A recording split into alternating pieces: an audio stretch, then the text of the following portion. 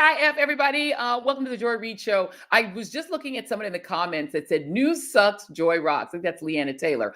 Thank you very much. I appreciate that. Thank you all for tuning in.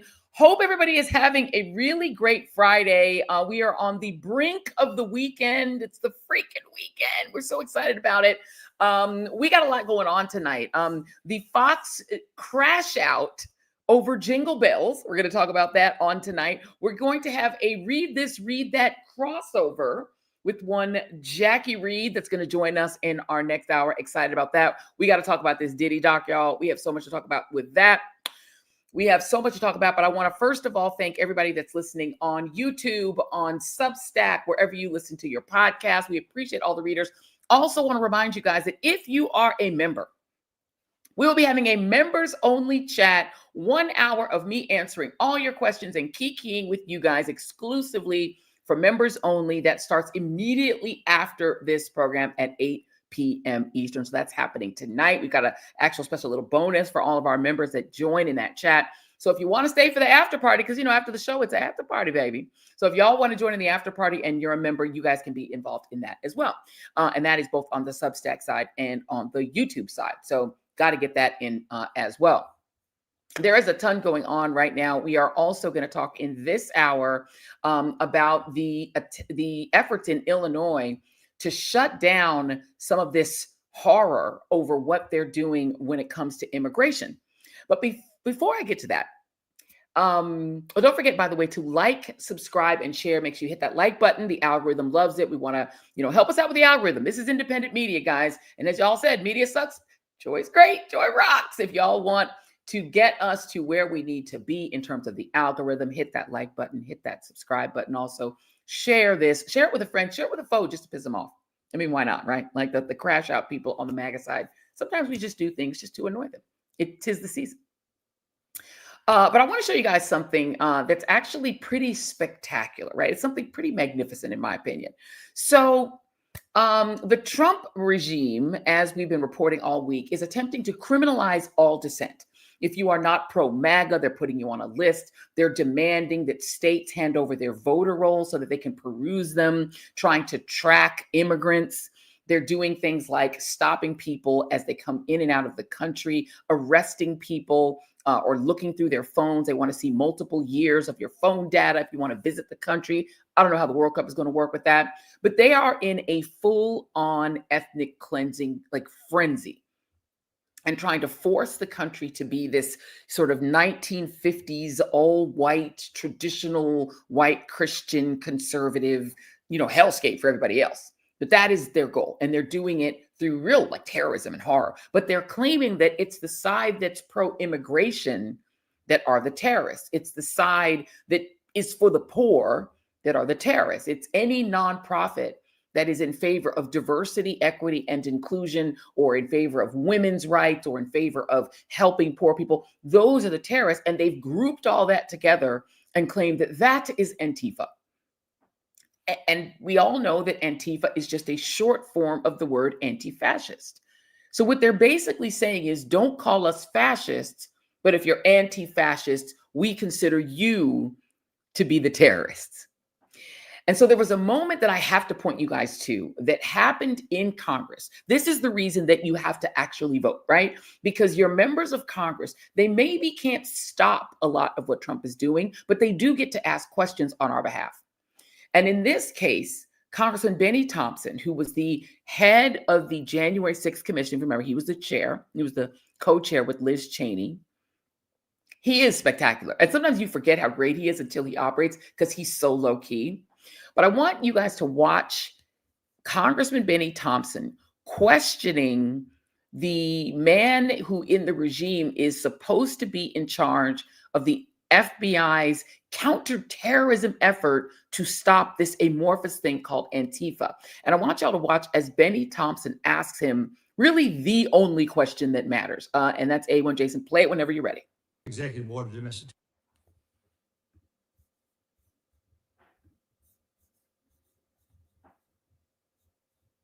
Oh, I don't hear it. They're the same. When you look at the data right now, you look at. Can we rewind it? Oh, there we go. Domestic terrorist organization, Antifa. That's our primary concern right now. All right, that's what President Trump did. What does the FBI say? We share the same view. When you look at the data right now, you look at the domestic terrorist threat that we're facing. Right now, what I see from my position is that's the most immediate violent threat that we're facing on the domestic side. So where is Antifa headquartered? What we're doing right now with the organization. Where in the United States does Antifa exist? Yeah. If it's a terrorist organization and you've identified it as number one. We are building out the infrastructure right now. So what does that mean? We're trying to get the information. You say Antifa is a terrorist organization. Tell us as a committee, how did you come to that? Where do they exist? How many members do they have in the United States as of right now? Well, that's very fluid. It's ongoing for us to understand that. The same, no different than Al-Qaeda and ISIS. No, I don't want you. I'll ask one question, sir. I just want you to tell us. If you said Antifa is the number one domestic terrorist organization operating in the United States, I just need to know where they are, how many people. I don't want a name. I don't want anything like that. Just how many people have you identified with the FBI that Antifa is made of? Well, the investigations are active. Sir, you wouldn't come to this committee and say something you can't prove. I know. I know you wouldn't do that. But you did. Is Antifa in the room with you right now? Do you see Antifa in the closet, under the bed, under the carpet? The man who was humiliating and beclowning himself in that hearing is the FBI's National Security Branch Operations Director, Michael Glasheen. Michael Glasheen, who could not answer really the only question. Where is Antifa headquartered? If this is the number one domestic security threat, they've said it's not Nazis, it's not neo-Nazis, it's not the Proud Boys, the Oath Keepers, the Boogaloo Boys who literally kill police officers. No. It's Antifa. This is the biggest threat. The FBI has focused all its resources. They said, forget the neo-Nazis, it's Antifa. But they can't tell you where Antifa is. You know, we're still assessing the situation. Oh. So apparently, they're just inventing Antifa and just saying anything they don't like is Antifa. So what you're now seeing is that the administration, the regime's storyline is starting to fall apart under the pressure of having to actually answer for the things that they've claimed, right? They've claimed that there are 30 million people who were let out of insane asylums that are all serial killers that were let into the border by Joe Biden, and Donald Trump is now extracting them and getting rid of them and removing them. And he's fighting the criminal element that poured over our border by the tens of millions, 10, 20, 30 million people who came into the country who are all hardcore criminals. Except when they're actually deporting people, it's like the nice lady who sells arepas on the corner, or some nice construction worker, or somebody whose only crime is that they had like a speeding ticket 20 years ago. They're grabbing anybody brown or black they can get their hands on who to them looks like an undocumented immigrant, their term illegals, which of course is just the N-word for brown people.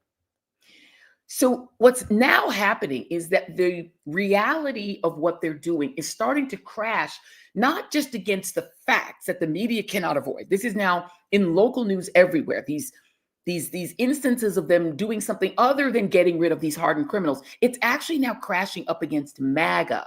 MAGA's own base are starting to have to confront the consequences of what they themselves voted for when the waves hit their little ships of sea, right? Their little ships at sea are being bombed like the ones we're bombing in Venezuela in our so-called war. I want you all to listen to another hearing. This is yet another hearing that happened on Capitol Hill. This is, again, why we vote, because we want to hear these questions and answers. Even if right now you can't stop it, we need to know the info. So this is a hearing in which a man who is a Trump voter, who's a military veteran, and whose wife has been in the country for decades. Yet she, this Trump voter's wife, this military veteran Trump voter's wife, was kidnapped by ICE after he himself voted for Trump. This is A2. This is him explaining why he voted for Trump. Voted for President Trump. Yes, sir. Why did you vote for him? Because I was an idiot. 80% of the evangelical Christian people were lied to, if you really want to know the truth, and that's exactly what happened. They said criminal, and I believe criminals need to be off the street. I just want to make sure people watching this understand who you are. My wife and I, when we don't work, we're ministers. We help the needy. That's what we do. So I want to note that this man says they're ministers. They're ministers. They are evangelical, I'm assuming, Christian ministers. He and his wife, who's now deported. But I thought that if you're a Christian minister, you're supposed to do what Jesus said, which is to care for the immigrant and the poor. And the immigrant is like a big part of that, right? That is, yes, in Decatur, Georgia, as Rotunda Nelson is saying. So that's weird, because I thought y'all were supposed to care about the poor, but you voted for mass deportation on purpose because you wanted the criminals removed from the country, because you believed it when Trump said that all of these migrants who came into the country over the border during the Biden administration were all criminals. So you kind of went against your own faith tradition in your vote, and now it's biting you back. It's a FAFO moment for him. But let me play you another hearing. This is yet another hearing. This is a hearing in which a number of American citizens are called in to testify to Congress because citizens are being deported. This is not just undocumented people who are being grabbed and in some cases are being sent out of the country or demanded that they self-deport or even just detained for sometimes days, sometimes weeks. It's also citizens. Here's another hearing, and this is A3. We're going to play that one. This is actually a tweet by the Department of Homeland Security, and it says, "Stop fear-mongering. ICE does not arrest or deport U.S. citizens. If a U.S. citizen is arrested, it is because they have obstructed or assaulted law enforcement. ICE does not arrest or deport U.S. citizens." I just want to ask briefly each of the 5 U.S. citizens that are here, is this tweet a lie? Mr. Reid, is this tweet a lie? 100% it's a lie. Ms. Figueroa, do you agree? Is this tweet a lie? That's a damn lie, and they know it. Mr. Chavarria, is this tweet a truth or a lie? It's a lie. Mr. Ramirez, is this tweet true or a lie? It's a lie. Ms. Velez? Thank you. Now, every U.S. citizen here agree that this tweet by Homeland Security is a lie. And Secretary Noem should be ashamed. She should resign. She should not be running any agency of the United States of America. I agree with that. Because she doesn't even, based on her own testimony in previous hearings, know what habeas corpus is. She doesn't know the basics of the law. And so Kristi Noem, the aforementioned, has been also crashing out because she can't seem to answer those questions. I'm going to come back to that. But before I come back to Kristi Noem, I want you all to listen to a young man named Mobashir. He only wanted to give his first name.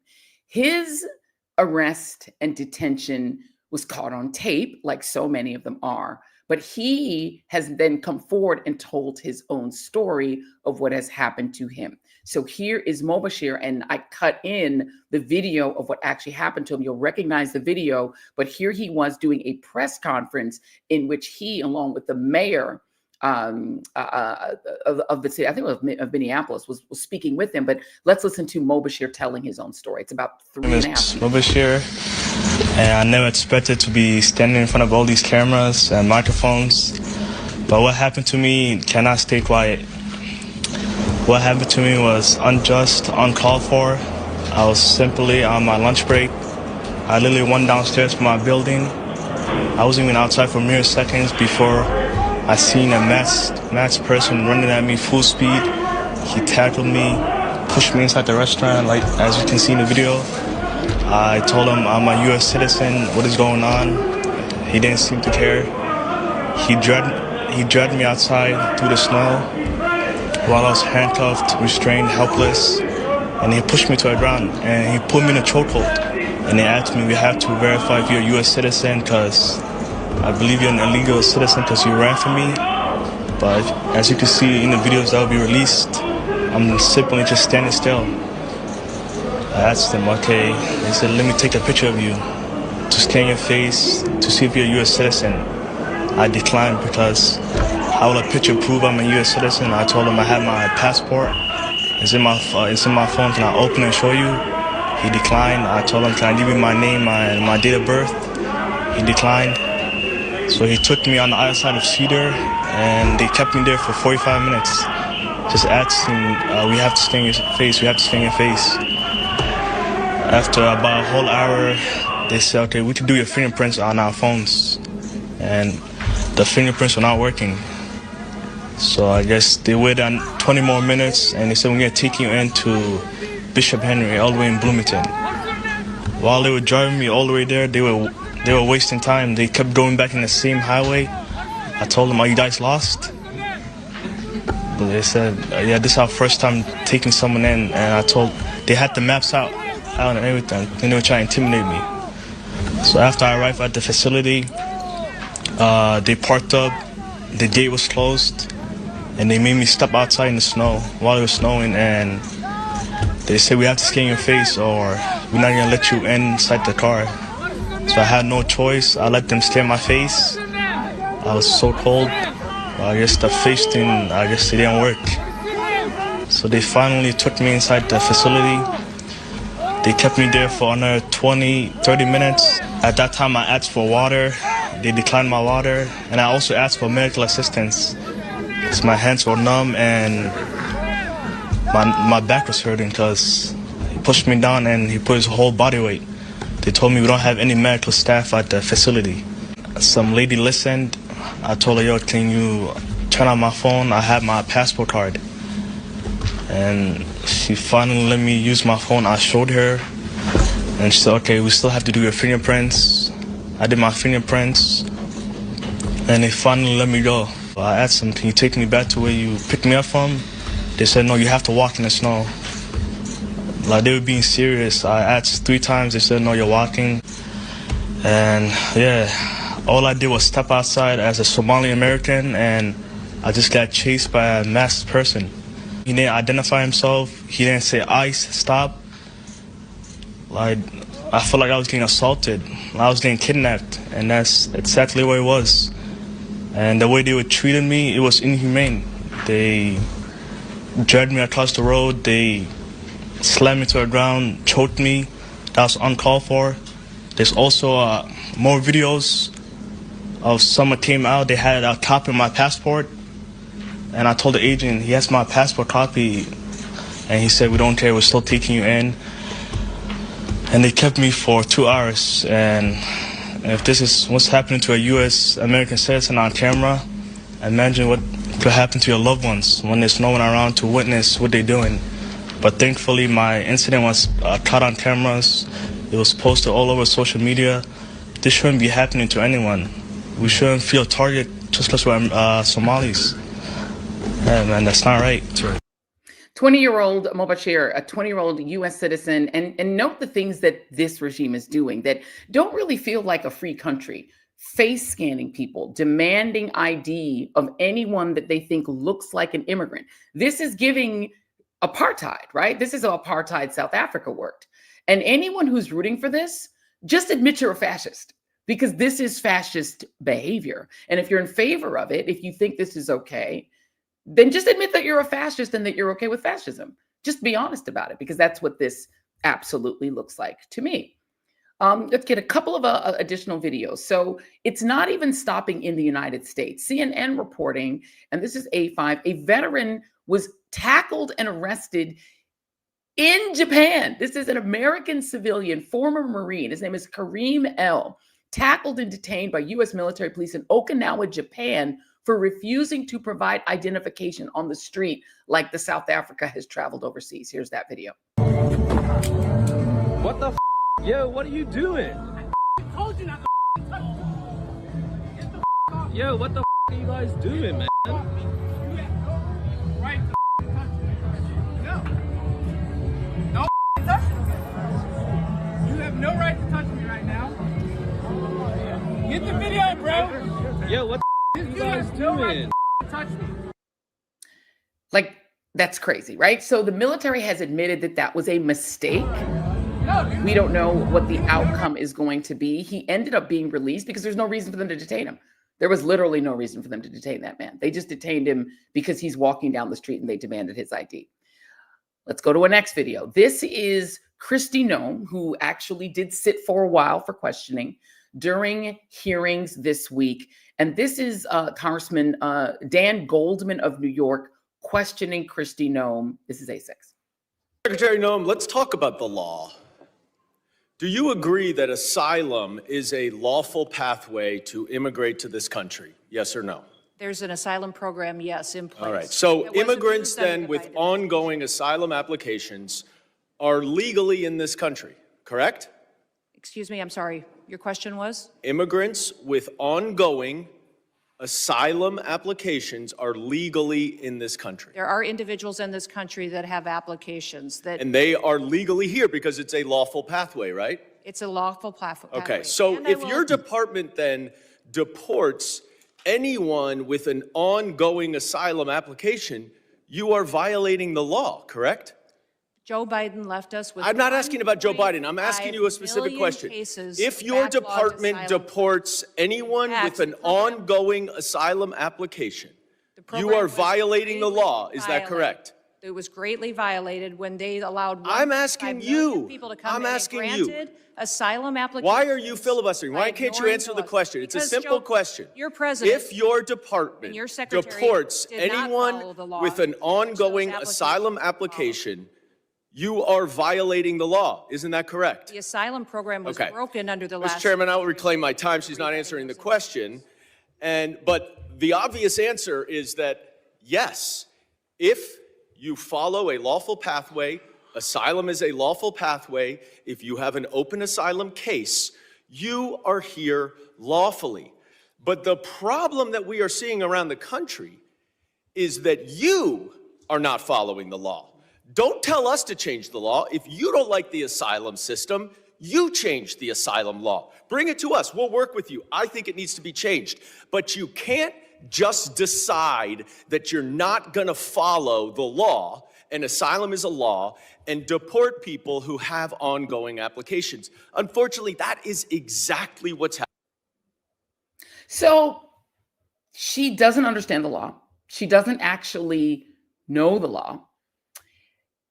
And she can't follow it because she doesn't even know what it is. In a previous hearing a couple of weeks ago, she was asked what habeas corpus is, and she had no idea. This is the woman in charge of the Department of Homeland Security. It makes no sense at all. And she didn't even stick around for more hearings. She ended her day of hearings early. And this is like an amazing piece of video. She exits the hearings and emerges with a human baby shield. Here's the next video. There's nothing worse than someone who uses a baby as a political tool while taking babies away from the family. You cannot use a baby as a political tool while you take away the rights of families. How dare you? How dare you? How dare you?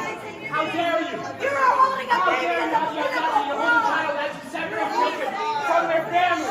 You're separating them.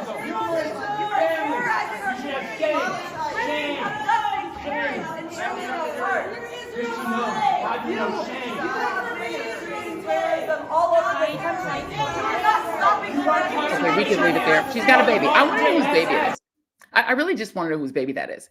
And the last thing before we do a quick advertisement, Donald Trump is making immigration pay, though, despite the fact that he's trying to keep people out, and Kristi Noem and the whole gang are doing everything they can to prevent anybody brown or anybody who isn't white from coming into the country. one of the things that he is doing, he is making immigration pay for Donald Trump. Here he is announcing how people can actually come into the country and potentially avoid being kidnapped by ICE. All they have to do is pay $1 million, man, and get that Trump gold card. This is AA. A little description of the Trump gold card, please. Sure. So for an individual, it's $1 million, and for a corporation, it's $2 million. And as the president said, for a corporation, they spend $2 million. They can then have an employee, full vetting, the best vetting the government has ever done, $15,000 vetting to make sure these people absolutely qualify to be in America. Absolutely qualify. So you can pay $1 to $2 million and buy your way into legal immigration status. My question is, if you come in, are they going to put like some sort of a like patch on you so that ICE knows to avoid you? I mean, what if like a Saudi buys it? Aren't they brown? How will they know that the brown person paid the $1 million or the $2 million? How will they know? I mean, how are they going to know who's here to watch the World Cup and who's a tourist? They're also charging people additional money for your visa if you want to visit the country and making you turn over 5 years of social media records to come in. So they're making it so that tourists won't want to come here. They're making it almost impossible. But, if you pay $1 to $2 million, you can come in. This is the part where I want to announce to you all that, look, if this is raising your blood pressure, I agree with you. I join you. My blood pressure all up because of this. But luckily, this show, The Joy Reid Show, is brought to you by 120 Life, which is a great solution for high blood pressure. Half of all U.S. adults suffer from high blood pressure. It is one of the leading killers of people in this country, and I'm sure it's getting even higher given all of the news cycle. So 120 Life, which is a great tasting, really delicious drink. I love drinking it for breakfast. Jason and I have made it part of our routine because it tastes great and it actually helps to lower your blood pressure. It's got a lot of great natural ingredients. Health experts love it. They love the idea of it because it's something you can do that's natural that also will help you with your health. You can just grab yourself a blood pressure monitor, check it every couple of weeks, and make sure that it's doing what it needs to do. If you don't believe that it's doing what it needs to do, if it's not doing what it's supposed to do, you can actually send it back because they are giving you a 100% refund guarantee if you don't love it. Right now, you can get 20% off 120 Life by going to 120life.com. Use the code JOY or the code REID at checkout to get your 20% off. And it's a no-brainer because it's a love it or send it back guarantee. So that's it. Go to 120life.com, use JOY or REID at checkout and get your 20% off. Check it out. And if you don't love it, you can send it back. Love that. So I want to introduce our next guest because there are people in some of these states that are trying to do something about the lawlessness that we're seeing out of the Department of Homeland Security, a very Germanic title, if I do say so. And let me play for you Governor Pritzker of Illinois announcing a new law that is going to make it easier to protect the citizens and the people of Illinois. And here it is, B1. Over the past few months, the Chicago region has been subjected to a relentless campaign of cruelty and intimidation and abuse at the hands of ICE and Border Patrol agents under the command of President Trump and condoned by the Republican Congress. Our people have been forced to live in fear. Everyday activities like dropping off the kids at school, going to the park with your family, going to the doctor, showing up at your job has meant risking your safety and your livelihood. Fear and intimidation have been visited upon us by fellow Americans. It's unconstitutional. It's not the Illinois or the America that I know. Our nation is better than this. Standing here today with friends and neighbors, small business people, advocates, community activists, partners in government, and the General Assembly, I'm here today to sign into law an expansion of legal protections for the people of Illinois.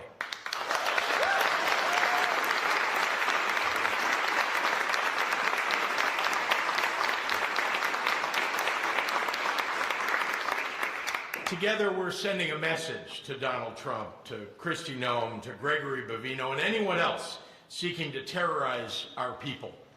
Your divisiveness and your brutality are not welcome here. And joining me now is State Representative Graciela Guzman of the great state of Illinois. And she has been fighting. She was one of the people standing behind the governor in terms of that law and has fought for the passage of that law. Representative Guzman, thank you so much for being here. Thank you so much for having me, Joy. So talk about how this law will limit ICE's activities in the state of Illinois. Thank you. So there's 5 pieces to the law, and I think I really want to give a shout out to our Illinois Latino Legislative Caucus. We run that both the House and the Senate, where I'm a member, and we had been hard at work on this much of the summer, much of the fall, in partnership with the governor's office and our leadership. And basically, what it does is establish, some guiding principles in terms of ensuring that some of the most vital services that are offered out in our community, being able to go to your court, to be able to continue due process, monitoring on your case, everything that's essential, that folks aren't being indiscriminately targeted there, as we have seen all across the country, right? So some guidance is around that.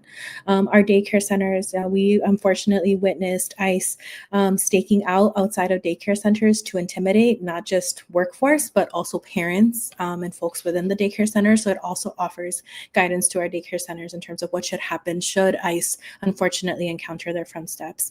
Additionally, I think I may have said this to you last time I was here with you, Joy. ICE has been in our hospitals, not just in the state of Illinois, but all throughout the country. And so what we heard from our hospitals loud and clear was a need for some clear guidelines around what should occur should ICE come to the doors. Because often what occurs is they bring in a patient that they have brutalized, that they have broken limbs on, that they have harmed, and then want to tell the hospital that they cannot provide care, that they cannot provide care in that person's language. They put up all kinds of stipulations. So the bill also seeks to provide guidance around the kinds of planning that our hospital institutions should do. And the last one, higher education, is especially important. We had a student detained in central part of our state. And what we wanted to be able to limit was the willful sharing of student and employee information to ICE. And so that also offers stipulations around that. And I think the piece that is a cornerstone, and I think in really ensuring that, one, the harms that are being caused by ICE are harms, that they are enumerated, that they are things that our folks should be seeking relief for, is that it seeks a pathway for folks to be able to bring those harms. And there are levels of egregiousness. So if a person is harmed and the ICE agent or the federal agent or the person that harms them is masked, if they use rubber bullets, if they use tear gas, if they conduct other kinds of harm as conducted in the bill, then that person is also available to be able to seek different kinds of relief in the bill. And I think it speaks to the pains in our community that deserve to be enumerated, that deserve the visibility, and also what we have heard from our community, that we deserve to be able to live with dignity, to be able to seek the services that we need. And this is a step forward for us, acknowledging that we know that ICE in all of its sinister ways is facilitated by the Trump administration, by Kristi Noem, by all of these folks that seek to weaponize our communities against us. We know we're going to have to continue crafting legislation. So we expect that this will be work that we continue with the next legislative session in 2026. And Senator Guzman, is there anything in the bill that addresses the idea of masks? Because we've heard particularly Latino women are being victimized by people pretending to be ICE, throwing on a mask, throwing on something they buy off Amazon.com where they try to dress up as ICE, and they're just straight up kidnapping people. Is there something to address? Like, how would people even know if the person grabbing them is really a federal official? In the present House bill, which was labeled, by the way, Safety, Action, Liberation, Together, SALT, because salt melts ice, right? So that is the bill that we have here. Unfortunately, we don't have a component around identification, around demasking. That is a concept, though, that is actively on the table and that I do believe will return for us in the state of Illinois in 2026. And we do have a colleague in our legislature that I want to give a shout out to, Representative Barbara Hernandez, who has been doing work around the emergence of folks being able to buy, this kind of gear, to your point, on Amazon, on other electronic sites, to be able to confuse the public and do really heinous things. So we expect more work in this space next year. We know that in states like New York, ICE has been showing up to immigration hearings, meaning they claim, and the trolls, even the trolls who popped into this chat, try to make it sound as if the people being kidnapped on the streets and deported, they did it the quote unquote wrong way. But if, as we heard, Congressman Goldman questioning Kristi Noem, if you've got a hearing, that means you're doing it the right way. And yet ICE is showing up at those hearings. The judges are quickly dismissing, and then people are being literally arrested at their hearings, at their immigration hearings. Is there anything that the Illinois legislature can do about that? I think that is a growing conversation that actually extends to, I think, the partnership with our legal community, right? Unfortunately, we have been seeing this kind of indiscriminate targeting of this population. It is particularly weak-minded. Think about it. This is somebody who has stuck to the letter of the law. They have a case, they are following suit with the recommendations afforded by that judge, and then they are detained, as they're trying to do the right thing. So I think we're still exploring all of our options, and nothing specific to speak to yet, but it is something certainly that we are hearing from all of our neighbors, especially asylum seekers and other folks with mixed immigration statuses that are unfortunately being subject to this kind of discriminatory behavior on behalf of the Trump administration.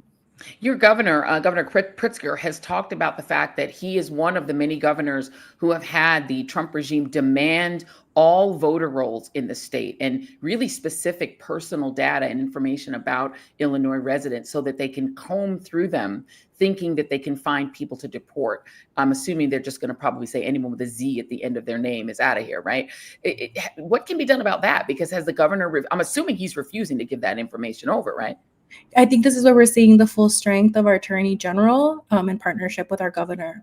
They have absolutely 10 feet down on the ground said, hell no, you're not getting access to our data. We have earlier in the year, will remind us, right, that the Trump administration took Medicaid information to try to glean who was documented, who was undocumented in an effort to try to do this kind of dirty work. And so well before then, our state, in partnership with, I believe, at least 15 states had explored a joint suit to ensure that these kinds of data sharings were found and barred. So we're continuing that work. We're also looking at state action that would also preemptively look at some of the spaces that the Trump administration has been seeking to do in their administrative work with our state. Do you know any follow-ups on the apartment complex? I don't even know if it's in your district, where ICE rappelled onto the roof, dragged even children out in their night clothes, some people not wearing clothes, into the street and threw them into the backs of trucks and took people.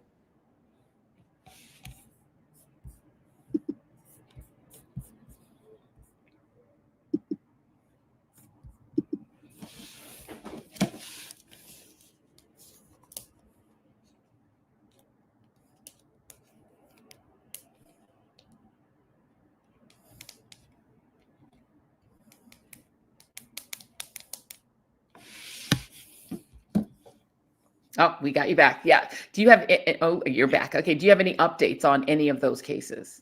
Yeah, so we do know that many families, predominantly Venezuelans, were taken in this heinous raid in the middle of the night.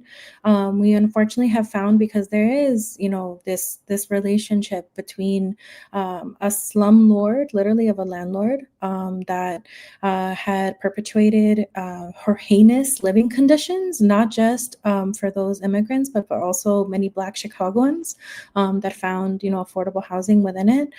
So I say that to say that this is a layered saga. Right now, much of that property is condemned as a result of the visibility that was rendered that day. Folks, wait, are you saying that the landlord called ICE on their own residents because they were basically operating as a slumlord? So what we learned actually as a part of this raid in particular is that there had been all kinds of community concerns related to this property, everything from heating to water to all kinds of things. And so the actual origin of the call is still being investigated. But I think more specifically, I think just to say that, the monstrosity of this raid has impacted the tenants. We are now dealing in a situation where unfortunately the entire apartment building may be condemned and closed closed, and in part due to the actions and the damages that were caused in that day. We have heard from many of the residents that have been left behind. There is significant mental health issues and PTSD related to how that response was committed to that day. And unfortunately, given the makeup of that community, many of those family members did, their entire family unit all resided within one apartment, and the entire unit was taken together. And so in terms of the self-advocacy of family, it's been very, very limited, as you can imagine, because everyone that they knew was taken together. So we're still working on a lot of the case management. It's not my Senate district, but it is in a Senate, in a sister Senate district where State Senator Robert Peters has been doing a lot of work on the ground to try to ensure that those residents and also the folks that were taken, are able to receive justice and the services that they need. State Senator Graciela Guzman, thank you so much. Please come back and give us any additional updates as they occur. Will do. Thank you, Joy. Thank you very much. So there you have it. And I think we need to follow up more about that slumlord, because this is a thing, right? If you don't want to provide the services that you're required as a landlord, what an interesting tack to maybe throw the people who live in your building under the bus. And we hope that that's not what happened, but it wouldn't shock me if that's what did indeed occur. I mean, we're literally sort of living in this moment where we are experiencing what apartheid looked like in South Africa. And, Adelita Grijalva, who was on our show earlier, the lady who waited 50 days to be seated in her Arizona seat, she described it as ethnic cleansing. I don't see how to argue against that, because it definitely feels like an attempt at ethnic cleansing, or simply just terrorizing communities of color, thinking that it will frighten them into self-deporting, thinking that it will terrify and terrorize people into leaving, because they're trying to shift the numbers. They're trying to shift the total number of Latinos downward, the total number of non-white immigrants downward, because of this demographic panic over the fact that Latinos are now the second largest ethnic group in the country, and that their numbers are growing as the numbers of white Americans are declining. And this fear, right, the use of the word remigration, as Nubian Queen 6391 has said in the chat, that is a fascistic term that is now being commonly used by the government of the United States, the federal government, using the term remigration, which is a fascist term, attempting to try to reduce the numbers of brown and Black immigrants in the country, and even brown and Black citizens. I played you sound of Kristi Noem not able to answer the question why American citizens, U.S. citizens, including people like Mobashir, are also being detained, and why people are having demands for their ID made in these streets in the United States. That is apartheid. The only other places where I can think of in the modern world where your ID is demanded in the street is the West Bank, the occupied West Bank in Palestine, where you are told you have to show ID to walk or to ride in certain communities. And that has been deemed as apartheid by the International Court of Justice. We are now running an apartheid-style system that the Supreme Court has affirmed is legal. It's as if they've gone back to Dred Scott and said that if you are brown or you have an accent, you have no rights that ICE is bound to respect.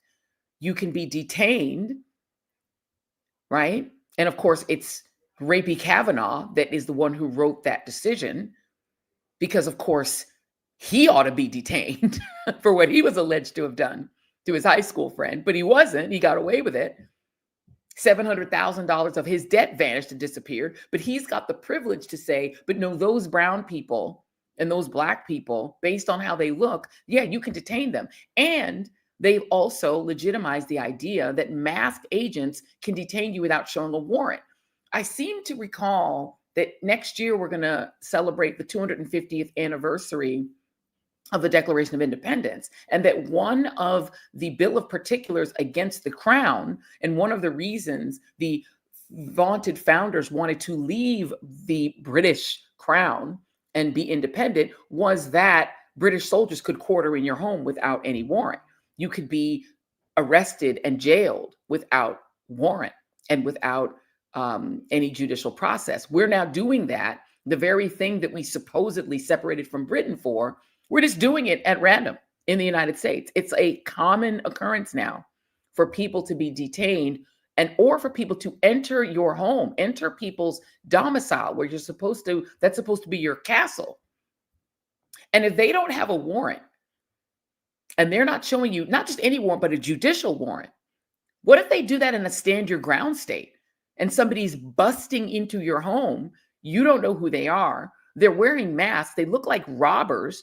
They bust into your home armed. What are you supposed to do? How are you supposed to react? And in a stand your ground state, if you react by taking out your firearm, are you going to wind up dead? We've had ICE agents shoot at people. You've had people hit by ICE vehicles. You've had ICE throw people to the ground. You've had them manhandle people in the street. If someone busts into your home, are you going to wind up like Breonna Taylor? Because her boyfriend reacted to somebody busting into their apartment by taking out his firearm. And then he got arrested. So how do these laws come up against each other? The Supreme Court has effectively said that these masked agents with showing no badges, showing no warrants, can simply detain and kidnap anyone they want for, they said, a brief period. Well, what is brief? People are being detained for 24 hours, 48 hours, 2 weeks, a month. What is brief? They've not adjudicated that to, I think, the satisfaction of most people who care about liberty and freedom. And this is supposed to be the Freedom and Liberty Party. This is the Second Amendment party. Do you have Second Amendment rights if somebody randomly comes up to you in the street, demands to see your ID, and then attempts to drag you off and throw you in their van? Can you react in a stand your ground state the way that one might naturally react when you feel you're being kidnapped? What if Mobashir had said, I think I'm being kidnapped. No, none of these people have shown me a warrant. I don't have to show you my ID. Don't I have rights? Where's the Fourth Amendment? Where's the 15th Amendment? I mean, where's the Fifth Amendment? Where are the rights of these people who are being stopped? And this includes American citizens. And Kristi Noem cannot answer why it is that U.S. citizens are having people demand their ID in the street like it's apartheid 1980s South Africa, and then are being literally thrown into the back of vans and detained, literally based on the color of their skin. And I really got to wonder, I was just going through the cities where the World Cup is going to be. It's going to be in Florida. It's going to be in Massachusetts, Texas, New Jersey, Pennsylvania, Missouri. Kansas City, Missouri has some matches. There's some in Vancouver, British Columbia. There's some in Mexico. There's some in Atlanta. Atlanta's got some of these matches. Foxborough, Massachusetts has some matches. Washington State. Texas has matches. Houston, Arlington, Philly, Inglewood, California. There's some, of course, in Toronto. But in the U.S. cities, you know who loves the World Cup, right? The international audience for the World Cup is heavily Latin and African. And a lot of the star players on even the European teams are African. The star players on the French team are African. They're Senegalese. They're Africans. And so you're going to have a lot of accented brown and black people who are the bulk of the players in the World Cup. Brown and black players are going to be pouring into U.S. cities in 2026. Is ICE going to be tackling these people because they've got an accent and they look like, you see where I'm going with this? And we're already blocking tourists from coming to the United States, charging these elevated fees, taking away the ability to even visit our national parks for free, unless you do it on Trump's birthday. On Trump's birthday, you get in for free. Or you have to pay $1 to $2 million for the golden Trump card to get in. So basically, is this going to be a World Cup where all of the people in the stands are Saudi royals who've got a couple $1 million to come in? Donald Trump, if I didn't know any better, I would go back to all of those people who said that Donald Trump was turned in the 1980s by the Russians and that he really is attempting to destroy the United States, that he might really be a Russian plant whose goal is to wreck the United States. He's wrecked the economy. His tariffs are destroying people's livelihoods. He's ruined trade. The ranchers, he's now claiming they're going to give him $12 billion in relief out of their own money. It's a Ponzi scheme. They're going to take their own money they've paid in tariffs and give it back to them as relief checks, which is not going to give them back their markets. If I didn't know any better, I would think he was trying to destroy the United States. As somebody in the chat has said, what about the Olympics? Thank you very much. Marcus, for Marcus, I believe that is. Yeah, what about the Olympics? That's going to be people from all over the world as well, coming from Asia. So you're going to have Asian people. You're going to have African people. You're going to have Latinos. You're going to have black and brown and all kinds of people coming from all over the world. Are they going to get tackled by ICE? How does the United States succeed economically if we're effectively saying the only visitors we want here are multimillionaires and billionaires who can pay, I'm assuming Trump gets a cut of the right, or just white Europeans. You have to be a white European just to visit. And even to visit, and even you can't get into the national parks for free on King Day. What's happening here?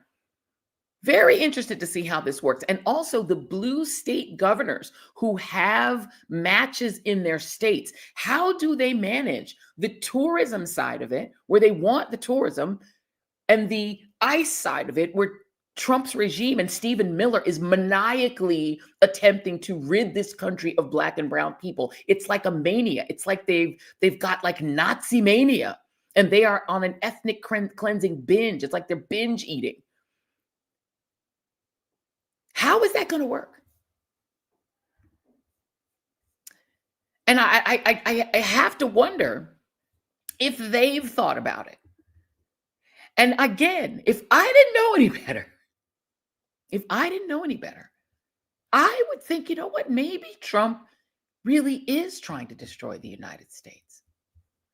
Maybe the Russians have figured out the key to wrecking America is to put a man in charge of the country that actually hates America, that hates the United States, that hates the diversity of the United States, that hates the inscription on the Statue of Liberty, that hates the idea of a multicultural democracy and will destroy it, and surround himself with people like Stephen Miller, who despises the idea of non-white immigration. People like Tom Homan, who claims to be a Catholic, but is eager to deport as many people as he can. They luxuriate in mass deportation, but also in the abuse of it. They don't just want to deport. They want to abuse. They want to hurt people. And when you even see the trolls that pop in when we do a show like this, they're not even happy to just sit home and doom scroll through X Twitter to watch all the brown people get hurt. They need to like revel in it and come over and troll people to tell you how much they love it. There's a viciousness to it. You can almost see their fangs as they just luxuriate in the cruelty of it. They don't just want the numbers, because they're actually not getting necessarily higher numbers, but they're actually taking the video of what they're doing and turning it into almost pornographic video that they're posting on Twitter. And they're loving it. They're reveling in it, right? It's what they want. It's what they enjoy. It's so interesting, right? It's entertainments for his base. Donald Trump has been out doing all of these. He's out there doing rallies again, which is what you do when you know that you're losing, right? The numbers on the economy are shit. He's in the 30s, even on the approval on approval on the economy, which used to be his strong point. It's a lot of people voted for him thinking he'd make the economy better. His numbers are like in the 30s. And he's now out on rallies, and what he's doing to get his base back on side is foaming at the mouth about people from Somalia, getting them to hoot and foam at the mouth and bare their fangs about African immigrants. That is how he keeps them entertained. And then the other way, of course, and there it is right in the chat, right on time, overthrowing Maduro and stealing Venezuela's resources. We're already being pirates taking an oil tanker, a Venezuelan oil tanker. And when the guy from Fox asked Trump, well, is this now not about drugs? Is this now about oil? Trump went into his whole, dementia speech about they're sending the people from the insane asylums. No, they're not. They're just sending brown people who were trying to escape from Maduro. That's who came over here. So what we're seeing is this simultaneous, sort of frantic theft. Donald Trump Jr. getting a $600 million loan for some new business he's starting. They're just guapping money from the Saudis and from the Qataris. They're just selling America, selling it for parts to the Middle Eastern dictators, trying to grab all of the natural resources from places like Nigeria and then covering it up with this lie about them caring about Christians who are being killed and persecuted. They don't give a damn about that. They care about trying to snatch the oil from there, snatch the oil from Venezuela, guap up all of the natural resources from Ukraine. While his base is being entertained with what definitely you've got to feel like Klan rallies.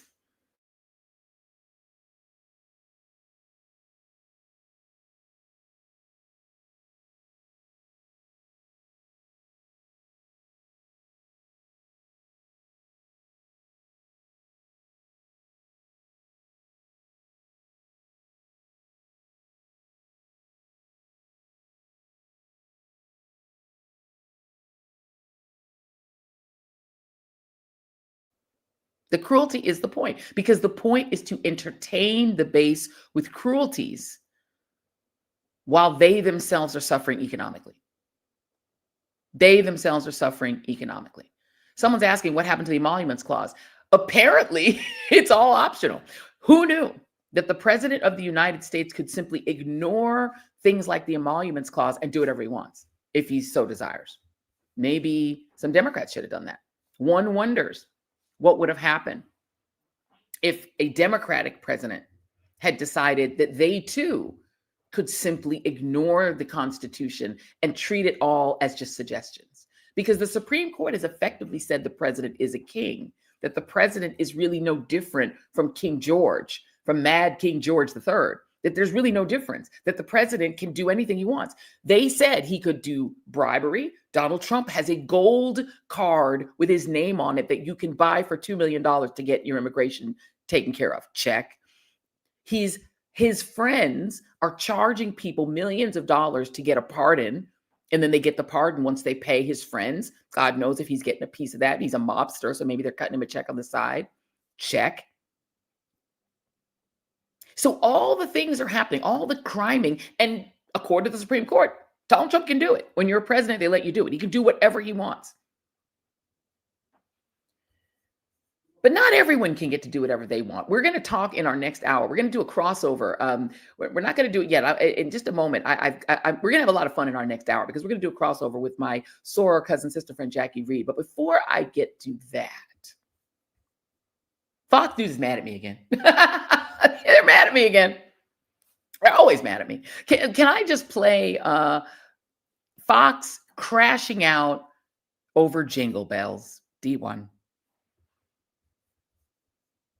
That being said, I think what Joy Reid is doing here, it's like viewing things through the lens of the 1619 Project type mentality, right? Of using the sins of the past to condemn modern day future. And, look, America has a history of racism in the past, but we've evolved as a society and we've gotten better.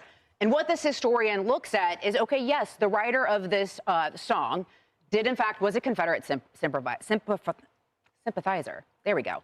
And the Boston historian found that, I guess, the earliest documented performance was by a white minstrel group in the 1850s. So there's some kernel of truth there. But just like, this sort of distorted worldview of Joy Reid, throughout the time, no one views it as a racist song. And even this historian mentions that the song inherently itself is not a racist tune. And so she's sort of trying to slander people who enjoy this song today of ties to something that is non-existent and that is not relatable anymore. Look, I think history is important. Does that make sense? Obviously, yes, it does. But Lisa, to make that happen for Joy Reid and the rest of people who are just dying for more fantasy in their lives is to erase a part of our history. We're allowed to go forward from history, national anthem, all these things. I sing it at games in my history as a news anchor, I've been black the entire time. All the while, people were saying it was one thing or another, because we are allowed as people in America all over the planet to go forward. Charles, was this new or had you heard it? This I had not heard, but I do think it's time to give her a new name. Joy Reid? Yeah, kill Joy Reid. Yes. Right? Sucking the joy right out of it for us, Charles. By the way, this is what liberals do. The first time I can remember it happening to me, back in the days, have these like Tupperware parties and women's parties, whatever, everyone would come to the house. So my mom was having something. I was doing my homework, and this white liberal woman comes in, and she looks at me, and I'm reading about the presidents, and she goes through it. Have you noticed something? I'm like, no. There are no black people there. And so that was the first time it hit me. And here's the deal. Here's the real deal. This is much deeper than just someone trying to shame folks for singing a Christmas song. Liberals' main goal is to make black people feel like crap all the time. To make black people feel like an empty husk of anger and frustration, that no one likes you but we do. And it's so sad because they aim it at young black people. This is a beautiful song. It brings about beautiful memories. It's something we all love and cherish, and to even touch it is stupid. But there's a greater effort here. They have always done this. They don't like you. These people don't like you. They've never liked you. We've got your back. No, you don't have our back. All you ever do is try to make us feel like crap, try to make us feel little, and it's a damn shame. It's abominable. Trying to make us feel little, trying to make us feel like crap. They try to make us feel little, and everybody's asking me their name. I'm sorry, I don't know their names. I don't know the name of that guy. I find it so interesting that the first lady, and I apologize for not knowing who she is, she acknowledges that the facts are true, but she's like talking about it is wrong. The other things that they do, that they did in this crash out on Fox, is they talked about what I did. They made this into, Harris Faulkner, right, is a black lady. Yes, I know who she is. I mean the other people, the guy, somebody, if you know his name, please put it in there. But I think what's so interesting is I live so rent-free in their heads that they targeted me by name for something that at the time I only reposted to my stories. So number one, they're trolling my stories on Instagram. That is the only place that I had posted it first. I've now posted it on my main account because I was like, oh, if you're crying, I need you to cry more. You see, because your tears taste like champagne to me. Your tears are champagne to me, which I drink in my Joy Reid cup. The only thing I was offended by were two things. Number one, it wasn't even in my account. It was on my stories. That's number one. It is in my main account now. Number two, it's not even my post. The post that is literally breaking these people's brains is by a brilliant young historian named Khalil Greene.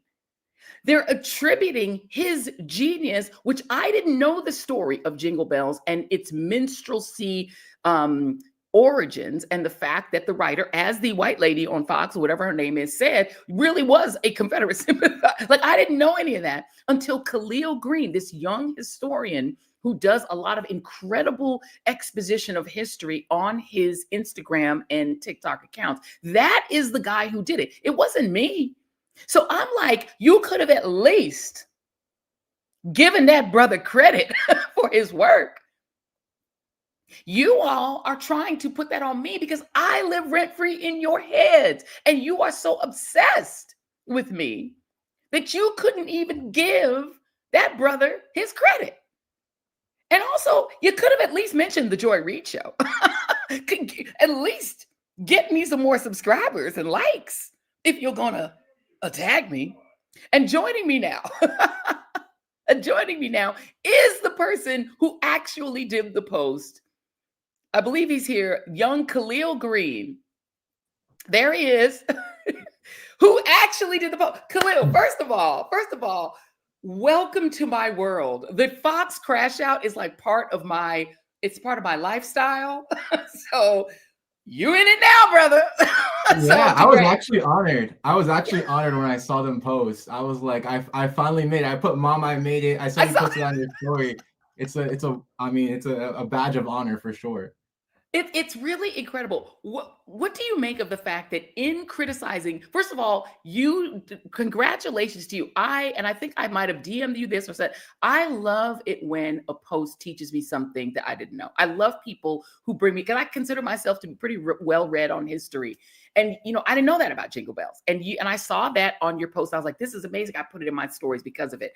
Talk to me about how you learned this narrative and why you thought it was so important to share it. Yeah, I actually didn't learn it like that long ago. It was maybe 2 weeks ago. I was at an event with Governor Maura Healey. She invited some Boston creators to the State House for a lighting. I met this guy from Boston, and he was a reporter that had gone to the part of the area, Medford, where they have the plaque that honors Jingle Bells. And he was like, I remember seeing that plaque. I remember seeing that it had like some like really nice narrative around it, but that wasn't true. And he wanted me to look into it. So I did my research, something that Fox News can learn from, and I found that it was absolutely true that they had whitewashed the history and that its real history was in minstrelsy, and it was first performed at a minstrel show here in Boston. And you were able to absorb that information. How old are you? Remind me of how old you are. I'm 25 right now. You're 25. Did that destroy your ability to enjoy the Christmas holidays knowing that information? Absolutely not. I mean, one, Jingle Bells is not even my favorite Christmas song. Obviously, it's Mariah Carey's. So, I mean, it's not like I have to take anything off my playlist. But even then, like if someone played Jingle Bells or if I heard it, I wouldn't feel offended. I'm not crashing out because of it. They spun this weird narrative that learning this information all of a sudden turns all Black people into like depressed wrecks just from understanding this history. And it's just not true whatsoever. Someone commented, they said learning all of these terrible things doesn't make them feel bad. It makes them feel pride, knowing that their ancestors overcame so much racism in all aspects of society, and they still ended up being powerful, like joyful people here in America. Well, yeah, and there's a couple of things about the narrative, and I wish somebody in the chat would tell me who the heavyset brother is on Fox. I'm sorry, I don't know his name, but his whole whiny narrative that somehow knowing information is designed to make Black people feel little. First of all, you fool.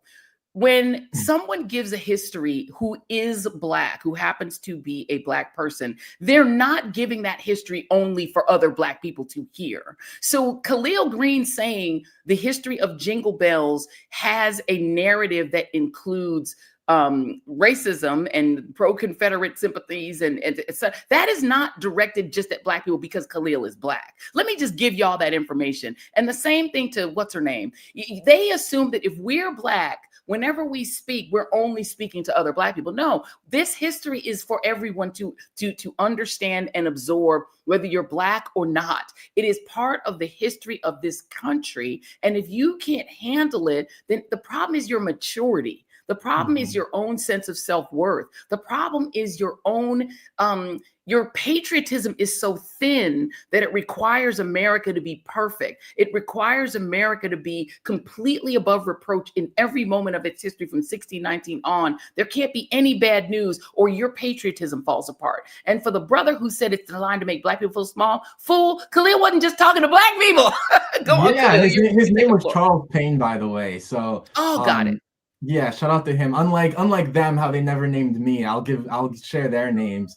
But Charles Payne is the one who said that. And I mean, yeah, there's a few points. I think one that I really just want to like put out there as the important point is that they completely strawmanned both you and the video. They said that we claim that you can't play Jingle Bells, that the lyrics are racist right now, that like nobody should ever play it. They really made up a whole argument because they knew that they couldn't address any of the actual facts. And the facts are that the guy who wrote it was racist. He fought for the Confederacy. He has other songs calling Black people N-words and darkies. And that's just a fact that the author of the article, that all researchers can agree on. And the reason that they had to make up something to attack is because they had no grounds for any of their arguments. It was actually like embarrassing to watch them try to find things to attack. Like they had to really just like search far and wide.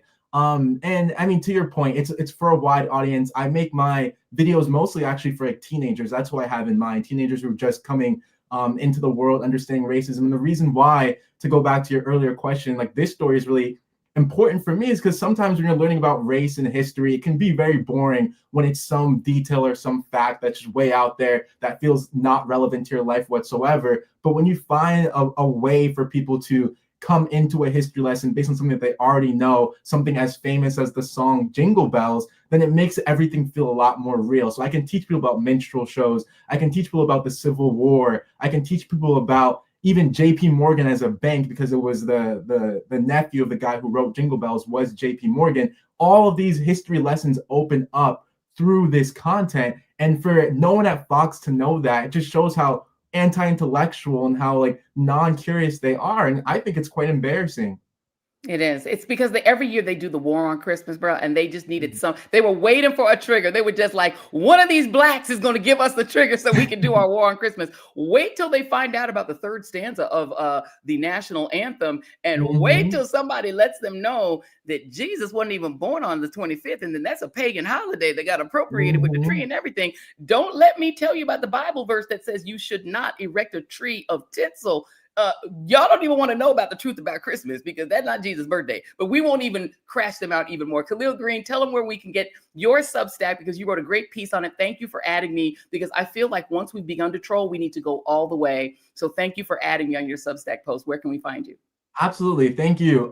So my short form is at my name, Khalil Green. And if you want full length articles with all my facts, all my research, all my primary sources and secondary sources listed out, go to my Substack at historycan'thide.substack.com. History can't hide, there's no apostrophe, .substack.com, and you'll find a full-length article both on the history of Jingle Bells and my response to Fox News. I absolutely love it. History can't hide it. Can't even hide from Fox. Khalil Green, come back off and thank you very much. I appreciate you. A very quick turnaround to get you on. So thank you very much, man. Thank you. All right, y'all. We love it. Look, if they're gonna be crying, I'm like, wail. If you're gonna cry, you need to cry and wail. I want you to scream and cry. Fox. Y'all put his name again. What's his name again? Payne, Charles Payne. Charles Payne. Ain't nobody trying to make you feel little. You know, nobody's trying to make you feel little, and that didn't even make any sense. All right, let's go on and move on to the next story. We had to fit that in on today.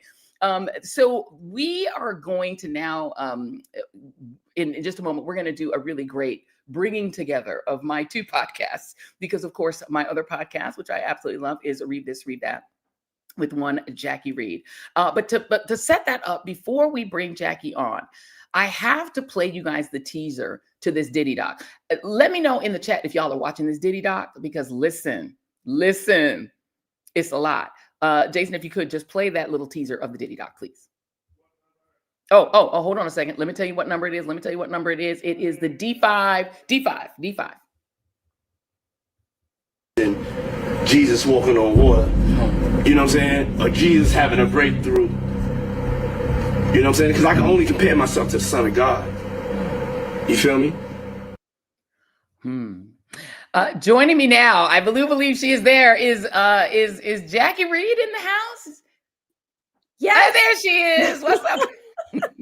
What's up, cousin, sister, soror, friend? Listen, cousin, sister, soror, friend, I had to get you to come on tonight because look, shaking and break. First of all, I would love to let you have before we get into Diddy, I don't know if you have thoughts on the Fox crash out over Jingle Bells. Apparently, they tried to attribute Khalil Green's post to me to say I did the Jingle Bells. I literally just reposted the brother on my stories, and they were like, she's trying to take away Jingle Bells. You can't even sing Jingle Bells no more. It's not like it's an R. Kelly song. I didn't say y'all couldn't play Jingle Bells. Play it if you want to. I don't care what you play. Anyway, I love that young man was like, now I made it, Ma. Look, Joy Reid is reposting my stuff, and Fox News is talking about me through her. This convinces me. I'm convinced that Fox, I don't put the news word with that. I don't either. Fox place, because they are not news. No. That they have a war room dedicated to you.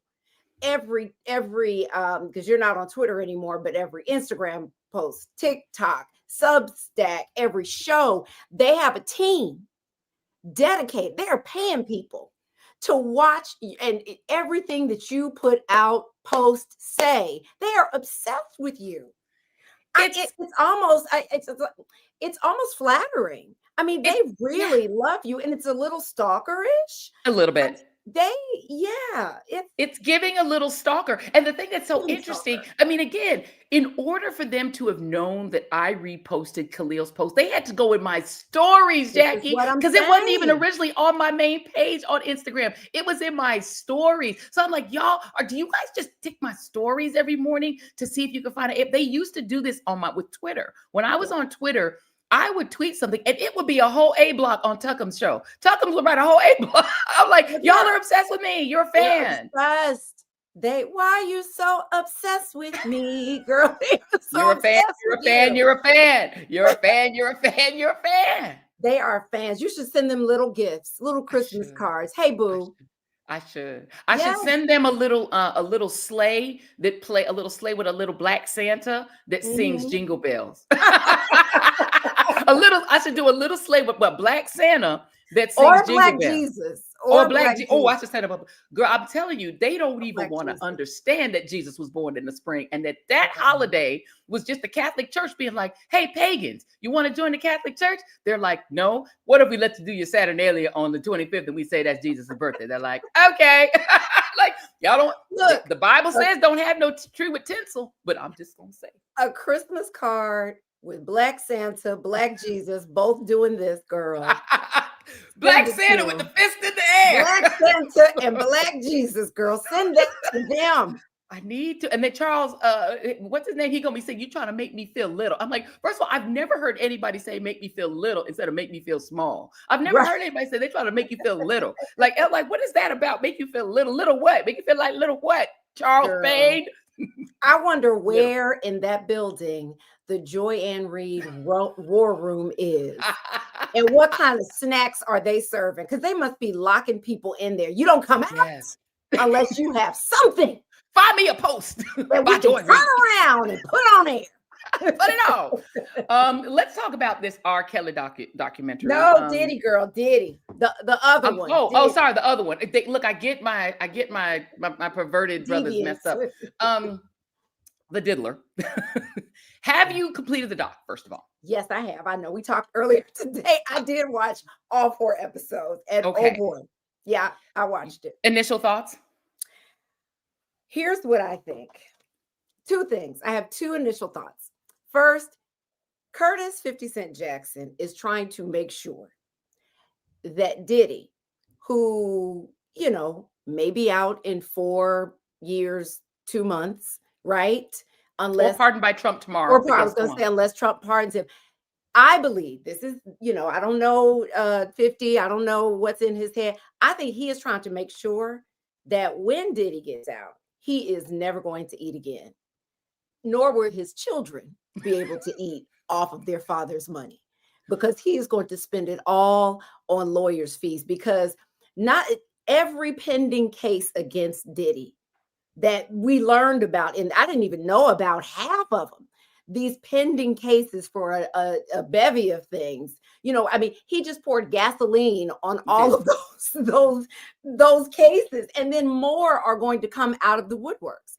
And then the other thing is, listen, if you are going to be a gun-toting, woman abusing, freak off, baby oil having, all the baby kind oil of person, just be a stand-up business person and pay people, baby. Pay your people. Pay your people. And for those of you in the chat who may not understand this, the way this documentary happened is that Puffy was so sure, and I still call him Puffy. Puffy was so sure that he was going to beat this case. He had a videographer following him all around, including while he basically moved into the Park Hyatt Hotel in New York. And he was literally day and night having it while he's talking to his lawyer, while he's strategizing, while he's riding his bike through the city. He's got these potential witnesses, talking to potential witnesses, phone calls with potential witnesses. He's documenting everything. And then when the videographers who got 140 hours worth of footage sent him the bill, he pulled a Trump. I've always called Trump the Puffy of politics, because they're really the same person. They don't like to pay people. They have that in common. They're both megalomaniacs. They're both, weird with women. predatory behavior. They're the same guy, right? He decides, like Trump, I'm not paying you.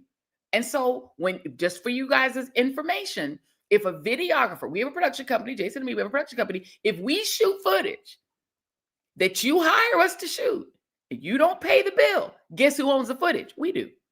So the production company owns the footage when you don't pay them. And so that footage went to the highest bidder. And who was the highest bidder?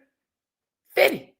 Well, let me throw this in here because Diddy's lawyers have filed a cease and desist against Netflix based on this extra footage. Now, wait, let me pull it up. Pull it up. Because there are statements, because here's what happened apparently. The videographer that has been following Diddy around since 2019, by the way, he says that the footage that they have was the footage that they took when he had to take some days off, and there was a substitute videographer who stood in for him. Okay, that's the footage that they have. So let me just. So here's what the videographer said: this incident had nothing to do with any fee dispute or contract issue. The actions of the parties involved reflect the lack of integrity every storyteller should uphold. Taking footage intended for our project to advance a narrative that was not our own is both unethical and unacceptable. That's from the videographer who's been following him all along. He's just saying somebody stood in for him for these days. Yes. And here's what Netflix had to say in response to that.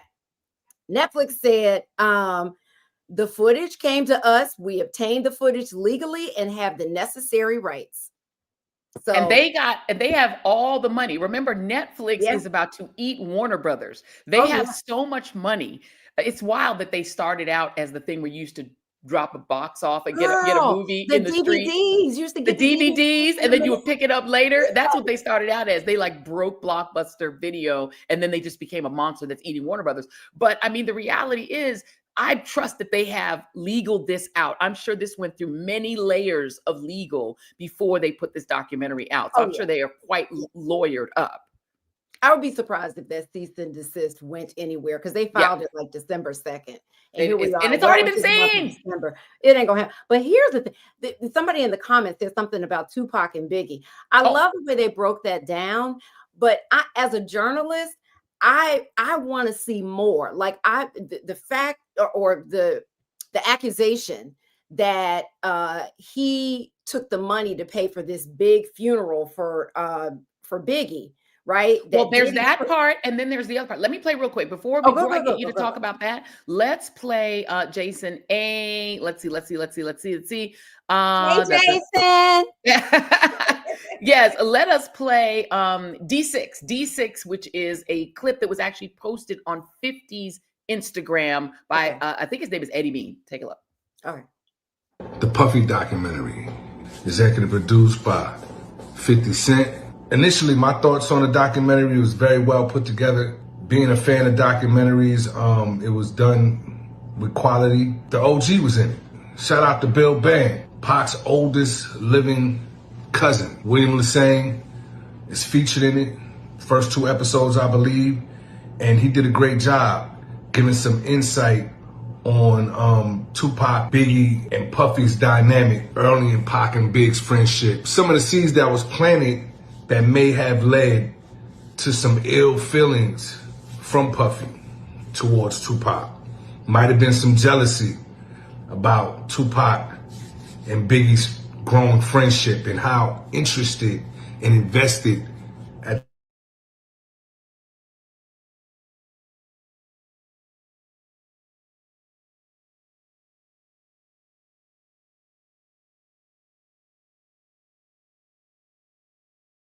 Am I frozen?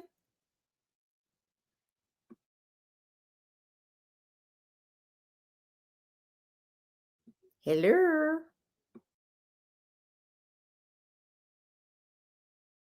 Yes, and lady also, oh wait, hold on. Yeah, they sort of the narrative, we had a little bit of a freeze moment, but what he was basically going to lay out is that allegedly in this doc, as you saw, one of the allegations is that Puffy was jealous of Tupac and Biggie's friendship. sought to break that friendship apart because Pac really wanted Biggie to succeed and was really behind Biggie and was playing his demos and like really wanted, and that they were friends. And that Tupac and that Puffy had two parts of envy. Envy number one, he envied the friendship. Envy part number two, he wanted to be Tupac. He wanted to be the entertainer, not the marketer. He wanted to be the performer. And so he envied Tupac's talent and even Biggie's talent. And that he ultimately, after both of them were killed, both of them were dead, he then at that point emerges as finally getting to be on center stage. Your thoughts? You're muted. Girl, you know, because I got all these animals in here and everybody's acting up right now. So I will have to mute often. No, you know, I had never seen, because I'm not a hip hop head like you. So I really didn't follow all of these things. Like, you know, when Suge Knight said what he said, I don't know what award show that was, and took a swipe at Diddy. That was the Source Awards. The Source Awards, where he was like, you know, y'all got these producers out here who want to be stars and they want to be in your videos and all in the video. Yeah. I mean, here's the thing. I would like to see, because the thing that was most shocking to me was the police detective that they had. Yes. With the details about the Tupac shooting and Diddy's possible involvement of that, right? There was nothing concrete about that. It was all speculative. But then the part about the funeral for Biggie and even Puffy's involvement in that, right? But the funeral and, you know, having Diddy, you know, royalties from what Biggie had earned, pay for that, insisting on this big funeral and then not even paying for it. Like, I would love to see the receipts on that. I would love to, like, a family member, someone else weigh in on that. Yeah. Well, by the way, the memes on that, where people are using the every breath we take and doing all of these incredible memes, they are hilarious and hysterical. Because, yeah, I mean, imagine making a brother pay for his own funeral after you're the one. Puffy is the one who insisted that Biggie stay in LA, because that was one of the big pieces of the narrative that they're alleging, and it's all an allegation, again, as Jackie said, that he may have paid the Bloods or the Crips who were involved in the murder.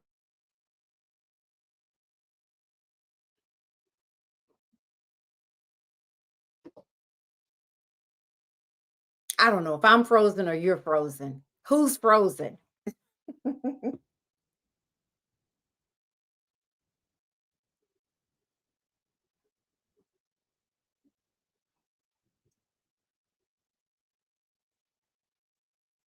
Not go to London, that he wanted to go to London, that Biggie actually wanted to leave. He didn't even want to be in LA, that it was Puffy who insisted that he stay. And then that's what led to his death. There's so much there, but you're right. There needs to be, I need a part two, by the way, sis. I need a part two. I need a part two. I feel like it was well done as documentaries go. Yes. But it was still rushed because it's a lot of speculation, a lot of hearsay, a lot of people's opinion. I need to see receipts. But I feel like there should be a part two. But you know what I would like to see also? I'm gonna get some pushback on this. I think Diddy, it would be well spent money if he's saying, because he is saying everywhere that everything in this documentary that is just lies. Okay, brother, do your own documentary. Give us the other side. Show us that these are lies. Prove it. And the other piece that wasn't played out, and this is rumors that we've heard for many years about allegations that there was sexual abuse, not just of Cassie and the mistreatment of her, but of other people as well. Jason, if you could tee up D7, please. Yeah. I still would have been secret about it. I wouldn't just like snitch. Yeah. Because I'm not no snitch. Like, I was going to just deal with it. And I don't know why somebody that evil would. I don't get it. I don't know why somebody would do that to a talented, passionate people.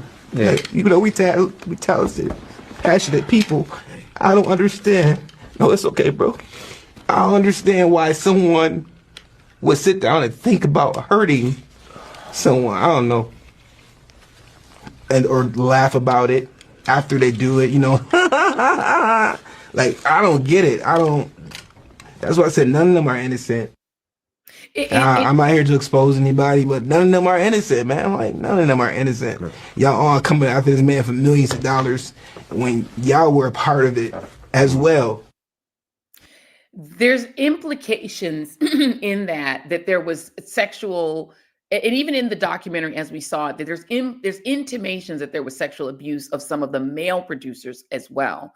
And that theme is just sort of an undercurrent in the film. It's not explicitly stated, it's implied. And these are rumors that have been out there, that he was an equal opportunity sexual abuser. He was fluid.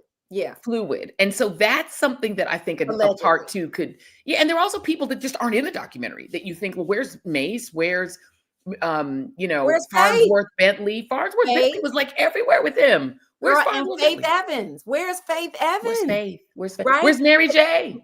Girl, but did your jaw drop in the 4th episode when the brother who was the co-founder of Bad Boy, Kirk Burroughs, when he was talking about how bad he did him with the money in the end, suggested that there was some kind of sexual assault? I was like, what? Listen, he implied that he took a baseball bat and threatened him. That also was done to Andre Harrell and others. And there have been these stories about him with his baseball bat. The alleged somebody was shot in a bathroom with the son. And there's all this great, but that one was jaw dropping. And again, it's not proven in the doc. It is an allegation in the doc that he also sexually abused him, his partner. Girl, his partner, they saved that until the 4th episode. But then the producer who did the latest album that came out in 2023. The Diddy Dirty Money album that nobody remembers. No, the one after that. Right. The one after that he did, this comeback.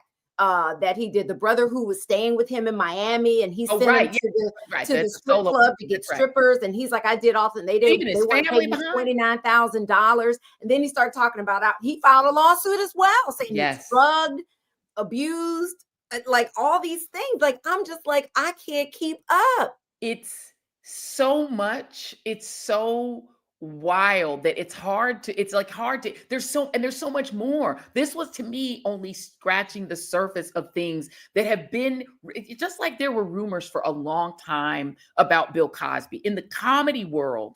People had these sort of inside jokes, and people implied that they knew that this happened, that they knew that these bad things were happening, and they just didn't say anything, right? And that the comedy world kind of looked the other way as Bill Cosby was allegedly abusing women. And the same kind of thing, that those who pay attention to kind of the hip hop world, people have said stuff about him too, right? The Cassie thing, I think, blew people's minds because nobody had really implied that he was necessarily a physical abuser of women. That this stuff had been out there as rumors, and they didn't really go there in this documentary. But that group of men sitting there in tears, I know. You're thinking to yourself, what on earth was happening to these brothers? Oh, Curtis Jackson has to be planning a part 2. There, because there's so much more that was left unsaid, left unproven. And I want to hear from other people that were around, in the mix back in the day. Yeah. I want to hear from them on all of these things. So there's more to the story. Let's hear one more. And this one is D8, Jason. This is a surprise to me. And I think you might have sent me this. And I was like, wait, hold on a second. Here is a rare Puffy defender. Marlon Wayans, of all people, defending him. Here it is. Close to the situation. But you can create any narrative as a producer and as a director and as a storyteller. I can create a narrative. I could be like, you know what? You have. I could create a narrative. Well, we see it all the time on reality shows. Reality shows. Yeah, that's how you write a narrative. It doesn't mean it's true. It doesn't mean it's true. I can get interviews. I can do this. I can get footage, and I could make you think this about that person. Nah, for sure. Yeah. And that doesn't necessarily mean it's true. So for me, I think, look, 50 and Puff have a long-term beef.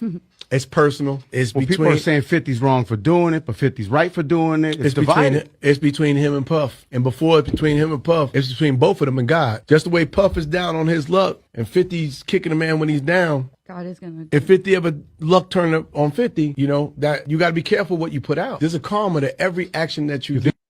I mean, absolutely. It could always turn on the other way. And it's not like 50 Cent, I was very much opposed to what he was doing in Louisiana when he was literally stumping for the passage of a law that would actually harm teachers and other people in Louisiana because he has a film studio and he wanted a big tax break. So I'm not saying, and then he did this other thing where he attacked New York City, had this really innovative program for migrants, for immigrants, particularly from Venezuela, where they were leaving them in shelters and they weren't eating the food because the food, they were sort of generic food that they didn't eat. And so people were wasting food. And it's actually a brother that created this EBT card that they were using that they could use to shop in bodegas to buy food they liked. He savaged that program. So, I mean, I'm not a 50 fan here on this.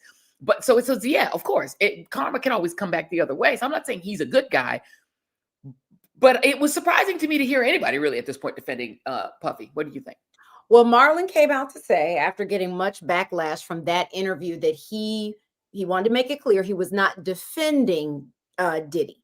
He said what he was just saying is the way that 50 Cent was going about this was wrong. To kick someone when they're down as if you've never done anything. And then what he went on beyond that was posting things, on his social media, really coming after 50 Cent. He put up a poster of the 12 Years a Slave movie and replaced, put 50's face on the actor who played the slave.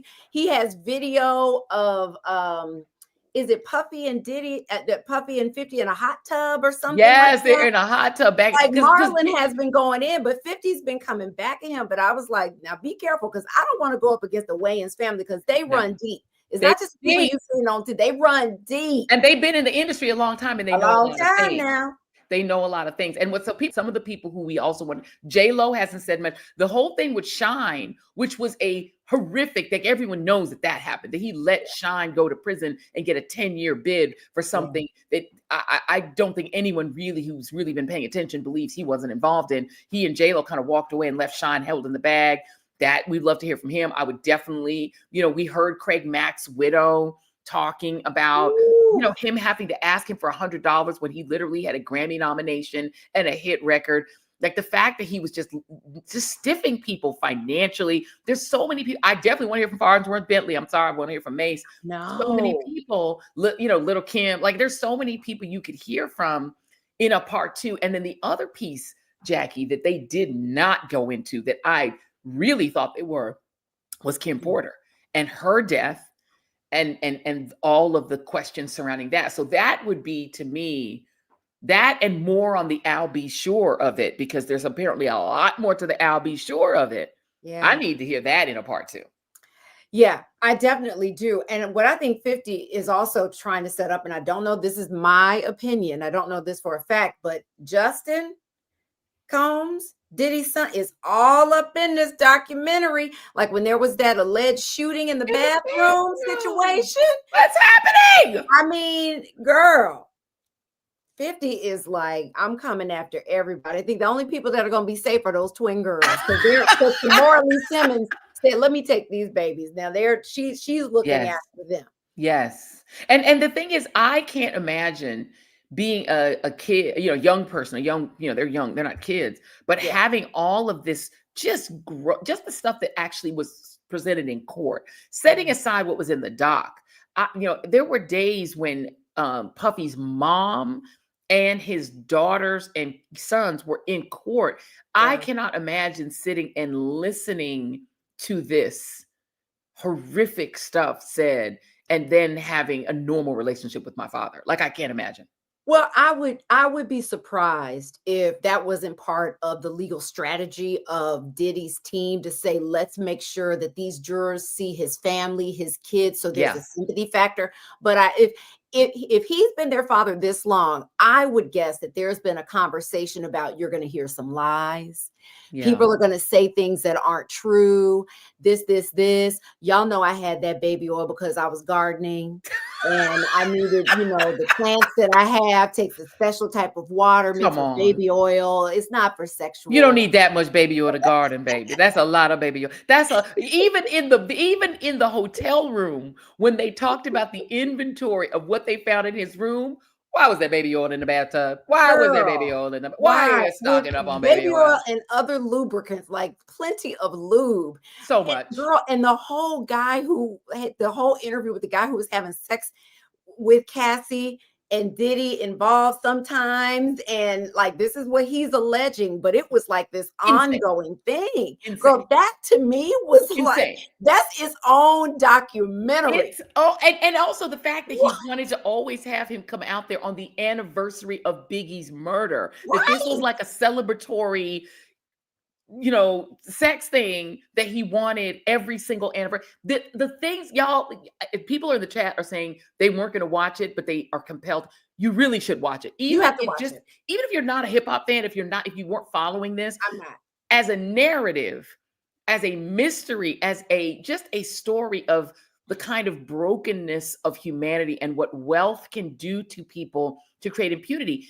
And what I would relate it to is the Epstein files. Because what you have in both of those cases, or Harvey Weinstein, or Bill Cosby, there's so many of these narratives, or R. Kelly, of people when they get great wealth, but who don't have great moral foundation. When that lack of moral foundation meets unlimited wealth, what it does to warp a person, and also when no limits are placed on people when they're young. I said the same thing about Trump. If you read Mary Trump's books, it's the fact that they had unlimited wealth, at least in his side, his part of the family. His father was stingy with the children, but he was willing to offer unlimited wealth in exchange for you being a killer, as he would say it. By the way, I didn't even address the fact, I'm sorry to go off topic. Why did the Fox people call me Killjoy? Like, that doesn't seem like a good idea to say that. Oh, to say that you're a killjoy? A killjoy, yeah, but I'm saying using that terminology don't feel like a good idea. I'll throw that in. Yeah, but that's fair. It's like, I mean, I know what it means. I know what it means. But it's like, but I'm like, maybe don't say that.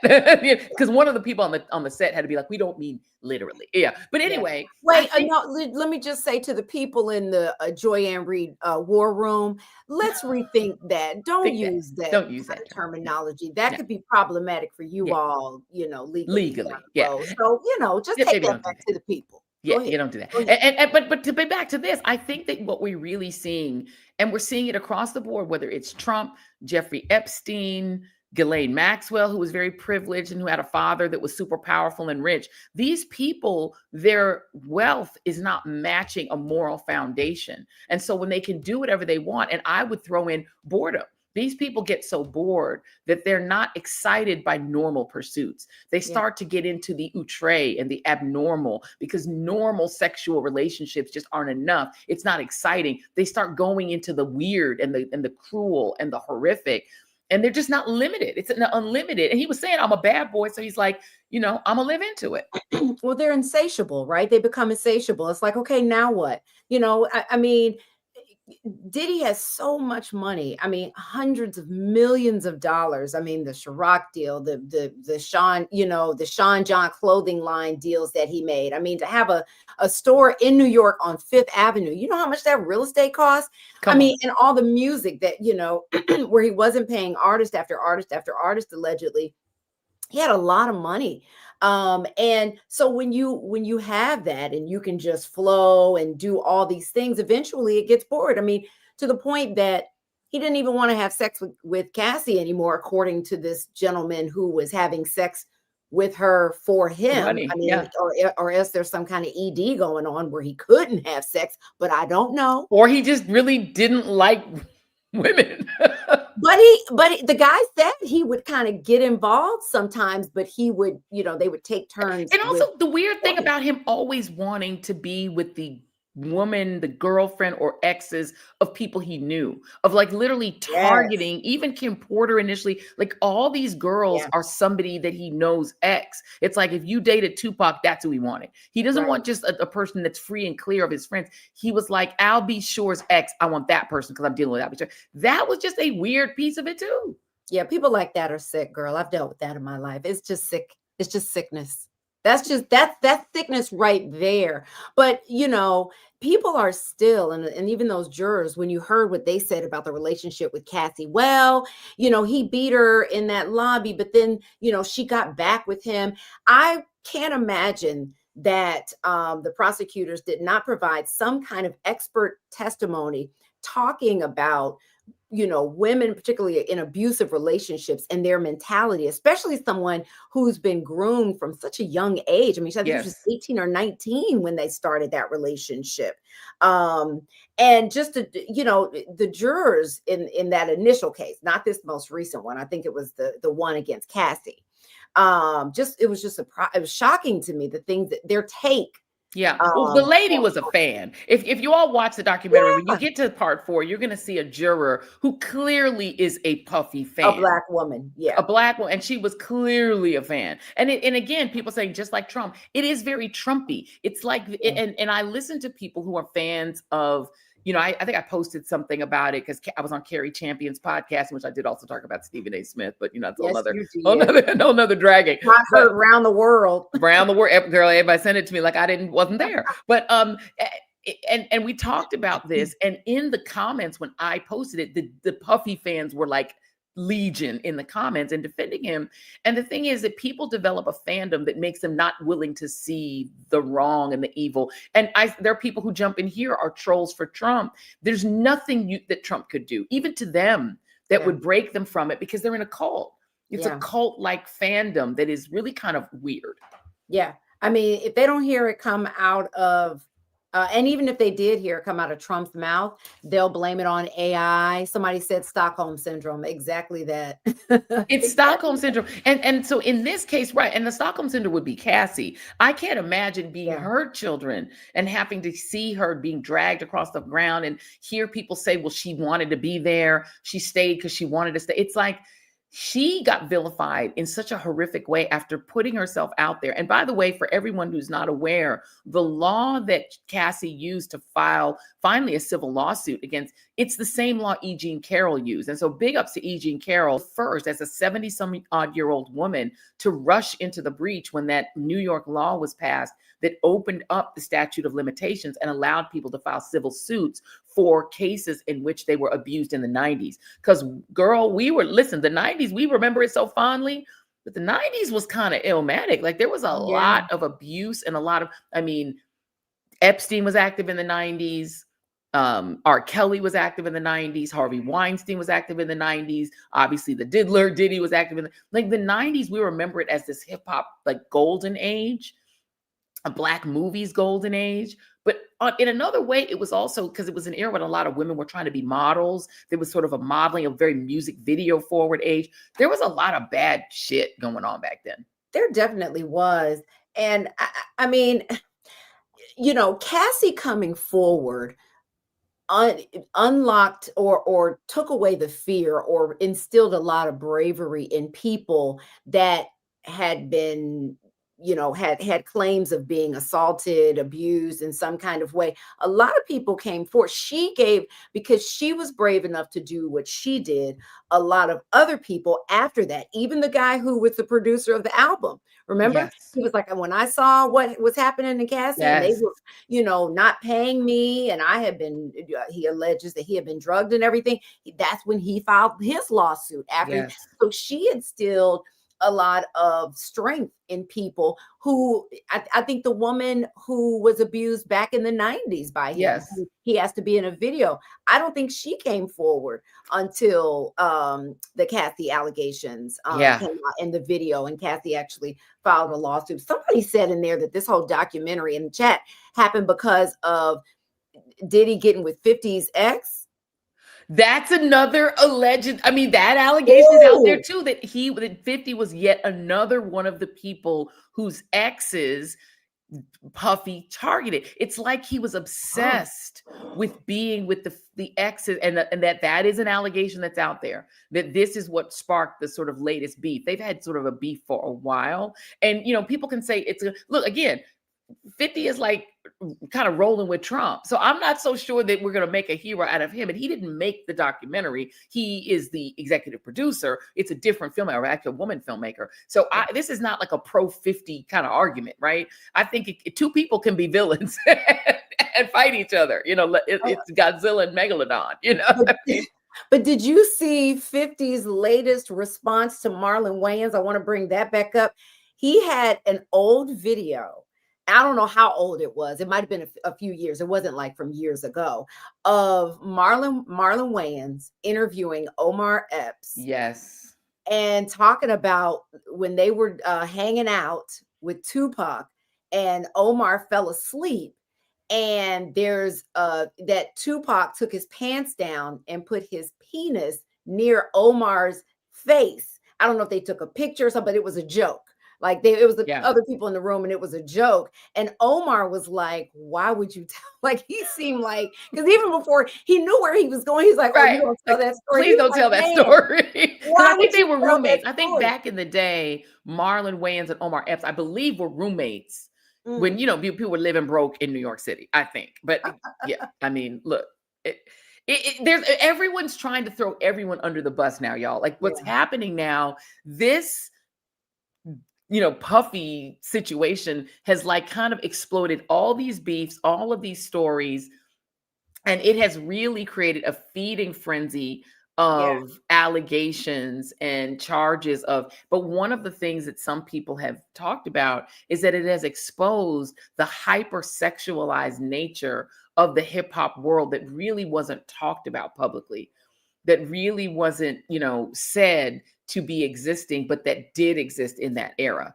And so I think there are parts of the story, and I think there are aspects of this documentary that I think are interesting people, because it is forward what a lot of people believe was a hidden, hypersexualized, predatory atmosphere inside of hip hop. By the way, at the time when Wendy Williams was getting beaten up for literally kind of calling that out on the radio, and people were saying she was being a mean girl, but she was talking about a lot of this stuff on Hot 97 back in the day, and people thought she was making it up. But so just saying. And I don't think it's just hip hop though, although it was prevalent there. Just the entertainment industry, the whole entertainment industry, absolutely. Because the whole Harvey Weinstein thing. I mean, this kind of stuff Hollywood, everything was happening everywhere, and it really wasn't until the whole Me Too movement where a lot of women got the courage to come forward in a big way, because they just felt like, well, if this happened to me, if I say something, it's going up against, someone, as big as Harvey Weinstein, who's going to believe me when I went up to the room because he was like, come up here and read this script or something. A lot of women will do things like that and feel like they're at fault because they feel like they weren't smart enough to see that they were dealing with a predator. Well, it's so interesting because we talk about the Epstein files a lot on this show. And the thing that brings it all together is that there was a world that a lot of Democrats were playing in as well, that was in the so-called liberal worlds of music, entertainment, Hollywood, where the Jeffrey Epsteins were playing. Remember, Donald Trump was a Democrat back then too, which is why I think, this is my theory, is that the QAnon people who believed that there were all these pedophile rings that were happening, there was this global pedophile ring, they thought that it would only nab the Democrats. Because they had this sense that there was a lot of it that was happening in Hollywood, et cetera. And remember, Trump was playing in Hollywood at that time. He was a Hollywood staple. At that time, he was popular. They discounted the racism that had literally been proven by the Nixon administration when they sued him and his father for racial discrimination in their housing, the housing that they ran in New York. They dismissed the Central Park Five, and he was all up in the middle of Hollywood. So this was a bipartisan thing. These were just powerful, rich men.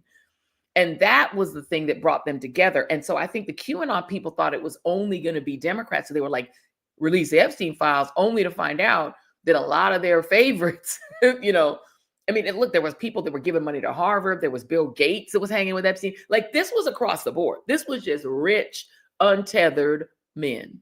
Yeah. And I just wanted to throw in there, because you brought up Wendy Williams. You remember when Wendy Williams left New York radio and went to work in Philly for a while, and people said that it was because allegedly she said something about Diddy being gay, and that because of the connections he had, he was able to get her fired and pushed out of New York City. And she was in Philly for a while and then came back. Now, I don't know all those details, but I'm just saying that those are the allegations that are out there, that's what happened. I mean, y'all can drop it in the chat if y'all know for a fact. If y'all know some things. I love this comment in the chat. They said, can you imagine Wendy Williams right now in the purple chair? Oh my God.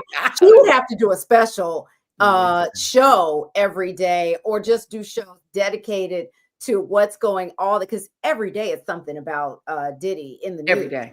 I mean, as a matter of fact, I'm going to reach out. We know that Wendy Williams, by the way, she seems to be extricating herself from her sort of forced confinement. And Wendy, if you're listening, holler, because we have a mutual friend. I'm going to reach out to him because I would love to interview Miss Wendy about all of this. Let me know in the chat if y'all would like to see Wendy Williams on here to talk about this subject alongside. We'll do the three of us, Jacque Reid, Wendy Williams, and me.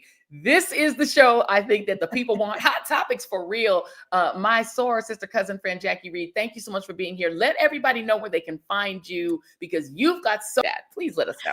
I do. In addition to Reid This Reid That, please subscribe and follow and like us here on YouTube for Reid This Reid That. But I've got the Jacque Reid Experience.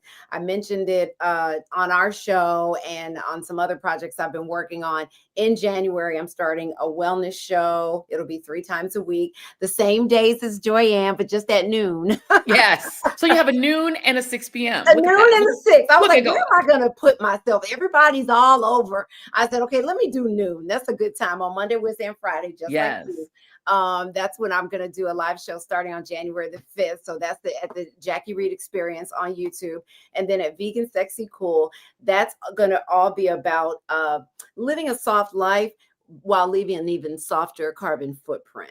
So it's really about how to be sexy and cool, but also be, to the planet and to the animals and all those things. So you can still be fabulous and have great makeup and drive nice cars and wear fabulous clothes, and also just find little ways to be kind, to the planet and to the animals. So that's what I have going on. So follow me at Vegan Sexy Cool and follow me at the Jacque Reid Experience. People are asking for the sweatshirt. Let's see the full sweatshirt. Can you stand just a little bit so we can see? Very cute. Vegans are sexy. Vegan sexy and cool. So you guys want to follow vegansexycool.com and also the Jacque Reid Experience. And also please like and subscribe to Reid This Reid That. You can find us every Thursday right here in these YouTube streets. So make sure that you're liking and subscribing all of our things, because listen, you get all the TEAT, you can get all the fun, and you're going to get Jacque Reid.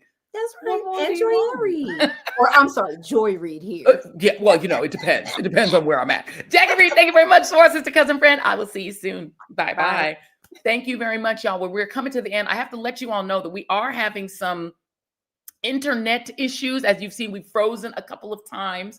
So I believe I am being told now what we're going to do is the chat, the members only chat that we had planned for today. We want to make sure that it actually comes off and we don't have freezing taking place in that. So we're going to reschedule that for Monday, because Monday will be in the stronger Wi-Fi or the stronger internet. So we're going to do that on Monday after the show. So apologies to those of you who were all geared up to do the chat tonight. It won't be a Friday night party, but the after party will be Monday after the show. So at 8 p.m. sharp, on Monday, we will do our members only chat. But the good news about that is it gives you a couple more days to subscribe or become a member, whether you are a reader, which is a member over at the Substack side, or on this side, a member on the YouTube side. So we're going to give you a few more days, give you the weekend. But before we go, let's get our moment of joy going. And this moment of joy is something that I'm really actually excited about, because I thought it was such a beautiful tribute from the fashion world to the people who are immigrants in this country, who are really just catching so much hell. And the fashion world decided to come together and create something that I think is really beautiful. Edward Enninful, who is a fashionista, put this together, and I thought it was so beautiful. It's also on my Instagram, but we wanted it to also be our moment of joy. And Rolam. Waris Aluwalia, and I am an immigrant. I'm Adriana Lima, and I am an immigrant. I'm Jasmine Sanders, and I am an immigrant. My name is Jahara Ali, and I'm an immigrant. I'm an immigrant. मेरा नाम राधिका है और मैं एक अप्रवासी हूँ. I'm Cuba Tornado Scott, and I am an immigrant. Mi nombre es Carmen Carrera. Soy inmigrante. Worship David Yang. And I'm an immigrant. I am an immigrant. Привет, я Лео Топалов. Soy inmigrante. I am Winnie Harlow, and I am an immigrant. Cześć, nazywam się Ania Rubik. And I am an Immigrant. I'm Natasha Pauly. And I'm an immigrant. My name is Jordan Dunn. And I'm an immigrant. Je suis une Migrant. I am an immigrant. I am an immigrant. I'm Iman Hamal. Expatriat هستم. Ich bin an immigrant. I am an immigrant. My name is Doutzen Cruz. And I am an immigrant. I am An immigrant. I'm Riley Montana. Ik ben immigrant. I am an immigrant. Ik soy I'm an immigrant. I'm an immigrant. I'm an immigrant. Ik ben een immigrant. I am Diane von Furstenberg, and I am an immigrant. America was very good to me. And like each and every person in that video, immigration is beautiful, makes our country stronger, makes our country better, and just makes our country flavorful. We don't want flavorless America. We want America with flavor. That includes the real true history of the country that we, unlike Fox, are not fearful of. And it also includes embracing immigrants of every race, color, and creed, religious background, and every other version of diversity. Yes, I hate to break it to you, MAGA. Diversity is our strength. Thank you all for watching the Joy Reid Show. We will see you on Monday. Have a beautiful weekend. We're going to gear up for our members only chat Monday after the show. And if you guys do purchase anything from the Joy Reid shop, we appreciate that. Make sure that you tag me at the Joy Reid Show or just Joy Reid Show and hashtag it wearing joy so that we can put your cute little pictures right on this screen so everyone can enjoy how beautiful you are. Thank you all for watching. Have a great weekend, and we'll see you on the next The Joy Reid Show. Bye-bye.